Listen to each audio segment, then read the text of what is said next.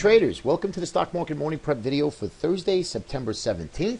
Today is the almighty Fed day. Everybody's waiting and anticipating to see what the Fed is going to do, raise it by 25 basis points, or are they going to leave rates unchanged?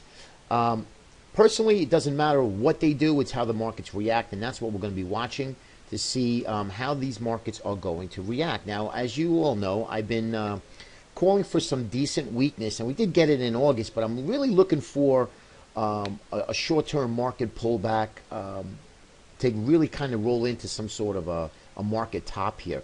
Now, I'm going to show you some of the indexes, where we are right now. Really, anything can change with the Fed. So the last couple of days, we did have some really nice buying pressure into the market, very low volume, but that was kind of a surprise to me as well. I didn't expect the markets really front-running what the Fed was going to do. That's just absolutely absurd. We usually take a sideline for the first couple of days prior to the Fed, and then that's really going to set the tone. We have quadruple witching tomorrow on Friday, so I'm really looking for some weakness sometime later on today. Remember, the announcement is at 2. Janet Yellen speaks at 2:30, so there's going to be a lot of waiting and seeing here. So you really don't want to do anything prior to that. If you can be flat and see where this market is headed. Now, for the last couple of days, we've pushed up, and you can see the McClellan oscillator here. It's a very reliable oscillator, and it really deciphers on overbought, oversold readings in the marketplace. So I really like watching this. This is the most important to me. There's other oscillators that are like the MACD and the RSI will give you overbought, oversold, but this really gives you a clean picture. And as you can see here, we're at 46. Now, I like to get just above. You can see here we've been at these areas, and we've kind of rolled over again. So we're getting into that overbought stage. I like to see a nice big pop here where RSI gets back into that 70, and then that's when we're going to look to short the market. Okay, I feel that the markets will end up in a negative this year in 2015, but we just need to look for a good spot to short. You don't want to be too early, but I do think the markets are in trouble. We have a lot. If you go through just everything that involves the markets, M&A really has topped. Buybacks are no longer. You don't hear many buybacks. Investor activists, they're really not doing much anymore. We have housing that's peaked, real estate, China. There's a lot of things that are going on, you know, that I've noticed that have slowed in the markets. When the markets were humming, you hear a lot of buybacks taking place. You don't see that anymore. So you got to really be careful here, guys.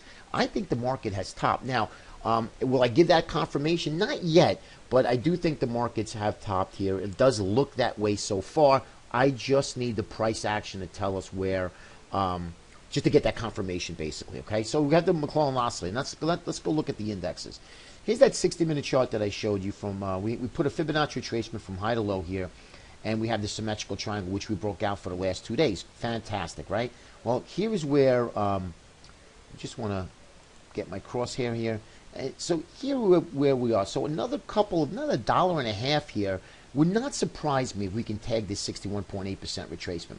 204 is really that heavy resistance. That'll come in 2040 in the SPX. Okay, so this is a nice area here to me. Would they tag that 61.8%, maybe gap fill this area here? And that is possible. That's very possible, and that's something that we will be paying close attention to, and that's that gap fill area that I'm going to be watching closely. If, in fact, that we tag this, I would not mind looking to start slowly legging into a short position. If not, here and then here, obviously your stops would be back above somewhere in this area, depending on your risk profile.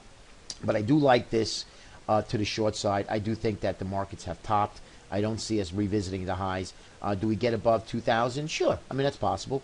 But I do like this market on the short side right now. Okay. And remember, things do change. But that's my thesis for the spiders to look to get short on a technical basis here. I'd like to see us really rip to the upside here, and then possibly even overshoot, try to fill that gap area. We might not even get that far.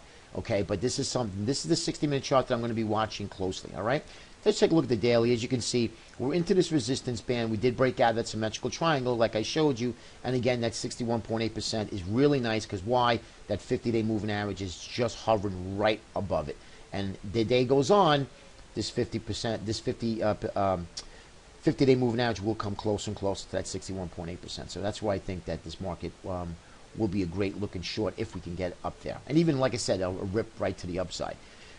IWM, Russell, secondary leader here, as you know, and we're not even at the 50-day moving average, okay? So, excuse me, the 50 days here, and the 50% is just right above that. So, again, another nice area if this market can push higher. Spiders, again, in their zone, in that sell zone, that would just confirm what I'm looking at, that the market roll over. Now, remember, because price gets there, do we short right there? No.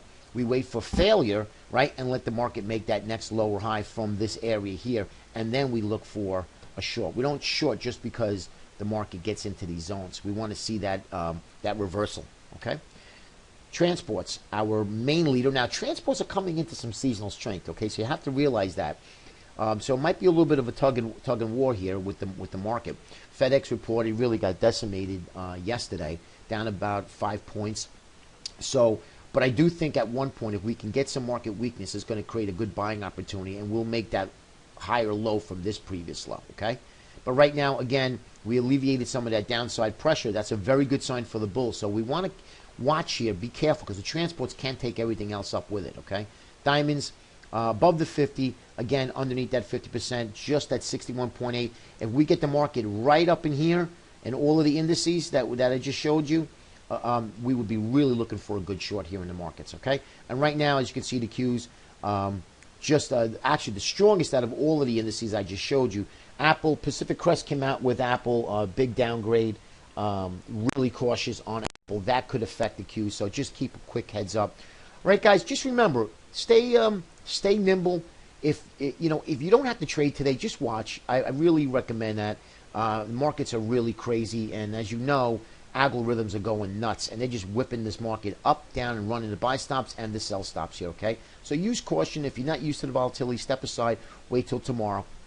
But I'm looking for market weakness today at some point, if not rolling into tomorrow, and post FOMC meeting. And I looked it up in the Traders Almanac. We have weakness pretty much about 60% of the time going into post FOMC the following week. All right, so if we don't get any weakness here the next day or so, I do suspect weakness going into next week. Hope it helps. Have a great weekend. I will not be putting out a video tomorrow, but I will be putting one out for Monday. Have a great day, everybody. Be safe out there today.